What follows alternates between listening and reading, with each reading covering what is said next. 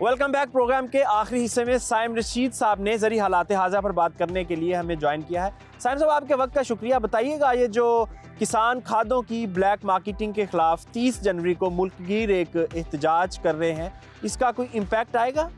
बहुत शुक्रिया बिन्यामिन साहब। जी बिल्कुल बिन्यामिन साहब, ये एहतजाज बनता है क्योंकि आप देखें इस वक्त पाकिस्तान में यूरिया का लगातार हम इस पर प्रोग्राम कर रहे हैं, मीडिया शोर मचा रहा है, सोशल मीडिया पे बात की जा रही है, टेलीविज़न पे बात हो रही है, लेकिन एहतजाज किया जा रहा है। उसके बावजूद यूँ की तू नहीं इस सूरत हाल में तब्दीली आई। यूरिया बल्कि पिछले अगर प्रोग्राम में हमने बात की थी उस वक्त 2900 रुपये था, तो अब तो इसका हाल ये है कि 3200 रुपये में भी दस्तियाब नहीं है। रीज़न देखें, आपका यूरिया का मेन आपका रिक्वायरमेंट का सीज़न है, आपका फातिमा फर्टिलाइज़र का प्लांट बंद पड़ा है, एंग्रो का प्लांट बंद पड़ा है, सोना का प्लांट बंद पड़ा है, गैस नहीं है। गैस नहीं थी तो गवर्नमेंट को अरेंज करनी चाहिए थी, गवर्नमेंट को तो पता था ना। ये देखिए जितने भी ऐसे जो उनसे आपके मेगा प्रोजेक्ट होते हैं उनकी बंदिश होती है या उनकी वजह से आपकी जो सी मुल्क की पैदावार पर असर पड़ता है, उसकी जिम्मेदार सिर्फ गवर्नमेंट होती है। साइम साहब, प्रोटेस्ट तो किसान करते हैं लेकिन इसका फ़ायदा नहीं होता। आपको लगता है कि इस बार का एहतजाज कोई रंग लाएगा? देखें, किसानों का एहतजाज जो है वो इतना मरबूत भी नहीं है। अगर किसान बाकायदा एहतजाज करें और किसी ऐसा एहतजाज करें जो कि तवील दौरानिया का हो, तो डेफिनेटली गवर्नमेंट जो इस पर एक्शन लेगी और उस पर उनको सीरियस लेगी। लेकिन किसान तंजीमों का भी इशू है ना। किसान तंजीमों के बहुत सारे धरे बन चुके हैं और उन धरों के जो सुरखेल होते हैं वो आते हैं तो वो अपने अपने ज़ाती मफादात लेकर अपना एहतजाज को सबोटाज कर देते हैं, उसको बेअसर करवा देते हैं। साइम साहब, लंपी स्किन ने पिछले साल पाकिस्तान में बड़ी तबाही मचाई थी, तो इस बार हुकूमत ने दोबारा से वैक्सीनेशन का ऐलान कर दिया है, बल्कि आगाज़ कर दिया है। तो आप समझते हैं कि जो पिछली दफ़ा गलतियां की थी इस बार हुकूमत नहीं करेगी? लंपी स्किन डिजीज़ एक सीरियस मसला पैदा हो चुका है पाकिस्तान में बहुत शिद्दत से, और पिछले साल इसने बहुत मुतासर किया हमारे मवेशियों को। और इसमें ऐसा था कि जो प्राइवेट निजी तौर पे लोगों ने अपनी वैक्सीन इंपोर्ट की, उनको तो बहुत रिलीफ मिला और वैक्सीन की जो थी वो अच्छे मेयार की थी और प्रॉपर वैक्सीन थी जो कि लंपी स्किन के लिए थी। उनके जानवरों को दोबारा ये बीमारी नहीं हुई, जो वैक्सीनेटेड हो गए महफूज हो गए।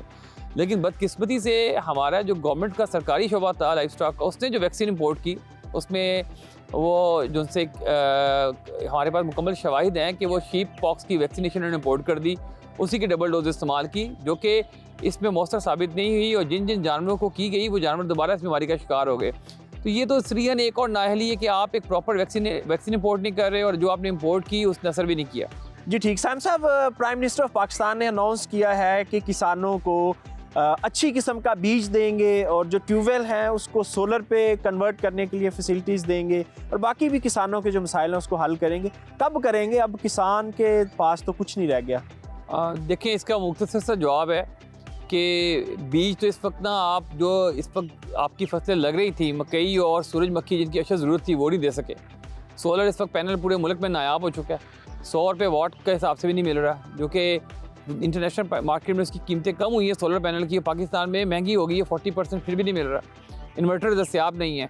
तो ये सब बातें ही हैं और इनकी से बातों से ज़्यादा कोई अहमियत नहीं है। वफाकी वज़ीर जो है हमारे खुराक के तारिक बशीर चीमा साहब, वो फरमा रहे हैं कि जो गंदम का बहरान था इसमें हकीकत नहीं थी, खामखा का शोर मचाया गया।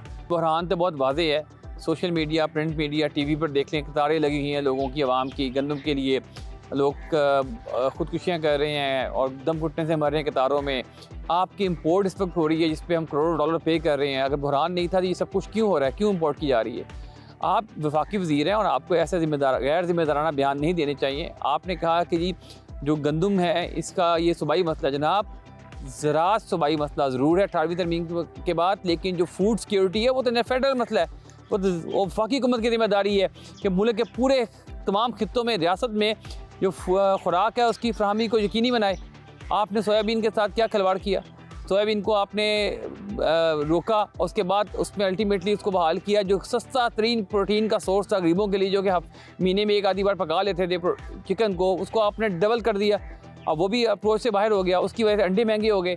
आपने इस सर्दी में किया और ये सब के सब जो था ये नाअहलियत थी। जी बिल्कुल दुरुस्त। साइम साहब, जो महकमा ज़राअत पंजाब है उन्होंने एक स्टेटमेंट जारी की है कि अच्छी पैदावार के लिए किसानों को करोड़ों रुपए की सब्सिडीज़ देने का आगाज़ कर दिया गया है। कौन सी सब्सिडी है? किसान तो कहते हैं हमें कुछ नहीं मिल रहा। अच्छा, ये सब्सिडी वैसे ही है जैसे खाद पे दी जाती है। आप खाद की सब्सिडी का हाल सुन लें कि जून के बाद एक बैग पे भी सब्सिडी रिलीज़ नहीं की गई किसी एक फार्मर को। जून से पहले जो दी गई थी वो भी सिर्फ DAP के बैग्स पे दी गई थी, ना ही पोटाश पे दी गई, ना ही सिंगल सुपर फास्फेट पे मिली, ना ही नाइट्रोफास पे मिली। ये सारी की सारी बातें हैं ये, और इसमें इनका मकसद क्या होता है? सिर्फ खातापुरी। ये फाइलों के पेट भरते हैं और इनसे पूछ-कुछ से बचना चाहते हैं, ऐसे बयान दे देते हैं जिसका किसान को तो कोई फ़ायदा नहीं है, लेकिन जो आपके स्टैटिस्टिक्स वाले होते हैं उन बयानात की बेस पर वो गैर जिम्मेदाराना डेटा मुहैया कर देती हैं फेडरल गवर्नमेंट को, जो कि पूरे मुल्क की आगे के लिए नुकसान का बायस बनता है। इसाम साहब, चौधरी असलम साहब के पास चलते हैं, उनसे पूछते हैं कि आइंदा हफ्ता जो है वो पाकिस्तान भर में मौसम कैसा रहेगा। जी असलम साहब फरमाइएगा। जी शुक्रिया बेनियामीन। और आने वाले हफ्ते के दौरान मौसम की सूरत हाल इस तरह होगी जैसे पंजाब में, जो जनूबी पंजाब में इसमें हल्की बारिश के चांसेस है, जबकि अपर पंजाब लाहौर समेत इसमें लाइट टू मॉडरेट बारिश होगी और पहाड़ों पे बर्फ़बारी का इम्कान है। अगर सिंध की बात की जाए तो सिंध में मौसम सर्द और खुश्क होगा और बारिश का कोई ख़ास चांस नहीं होगा।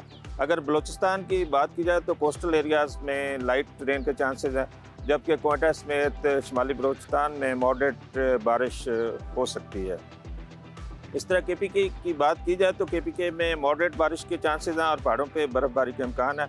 गिलगित बल्तिस्तान और कश्मीर में पहाड़ों पे बर्फ़बारी और बारिश हो सकती है। आने वाले हफ्ते के दौरान पंजाब में धुंध के चांसेस है, लेकिन उसकी शिद्दत काफ़ी कम होगी, और जो अपर पंजाब में इसमें जैसे पुठवार का हमारा इलाका है इसमें कोहरा पड़ने का चांस है, और मरी में जो है बर्फ़बारी होगी, और लाहौर में टेम्परेचर है 2 डिग्री सेंटीग्रेड तक गिरने का इम्कान है, जबकि जनूबी पंजाब में टेम्परेचर 3 डिग्री सेंटीग्रेड तक रहने का चांस है। कराची में जो टेम्परेचर है वो 5 डिग्री सेंटीग्रेड तक रहने का इम्कान है, जबकि बाकी जो सिंध के बाकी इलाके हैं उसमें जो मिनिमम टेम्परेचर है 3 डिग्री सेंटीग्रेड तक जाने का इम्कान है। बलूचिस्तान और KP में शदीद सर्दी होगी, और अपर बलूचिस्तान जिसमें कोयटा भी शामिल है इसमें टेम्परेचर -10 डिग्री सेंटीग्रेड तक गिर सकता है, और इस तरह जो KP के हैं उसमें टेम्परेचर ज़्यादातर नुक्ता जमात से नीचे होंगे, और मिनिमम टेम्परेचर जो है -16 डिग्री सेंटीग्रेड तक जा सकता है। और गिलगित बल्तिस्तान और कश्मीर में टेम्परेचर जो है बर्फ़बारी के साथ -15 डिग्री सेंटीग्रेड तक गिरने का इम्कान है। जी असलम साहब आपका बहुत शुक्रिया। साइम साहब फरमाइएगा, ये जो मौसम बताया असलम साहब ने, ये ज़राअत के लिए कैसा रहेगा? फ़ायदा देगा, नुकसान देगा? देखें, जो असलम साहब ने इस वक्त रिपोर्ट दी है मौसमियात के हवाले से, उसमें KPK बलूचिस्तान और सिंध में तो मौसम एज इट इज़ रहेगा जैसे पिछले हफ्ते था। सिंध जो है आपका खुश्क सर्द रहेगा, KPK के अंदर आपकी बर्फ़बारी और बारिश रहेगी, और बलूचिस्तान में भी आपकी सर्दी की लहर रहेगी। असल जो इस वक्त आ रहा है कि आपके पंजाब में, साउथ पंजाब में हल्की बारिश और सेंट्रल और अपर पंजाब में ज़्यादा बारिश की चांसेस हैं, तो ये खुशाइंद रहेगा। फार्मर का इस वक्त डीज़ल भी महंगा है, और उनको जो गंदम की जो स्टेज है उसको पानी की ज़रूरत है, वो पानी उनको मिल जाएगा। जहाँ पे मकई काश्त हो चुकी है और जर्मिनेशन मुकम्मल हो गई है साउथ पंजाब में, वहाँ पे भी उनको पानी मिल जाएगा। ये बहरहाल बारिश फ़ायदेमंद रहेगी। जी साइम रशीद साहब आपका बहुत शुक्रिया। इसके साथ ही प्रोग्राम का वक्त ख़त्म होता है, इजाज़त दीजिए, खुदा हाफिज़।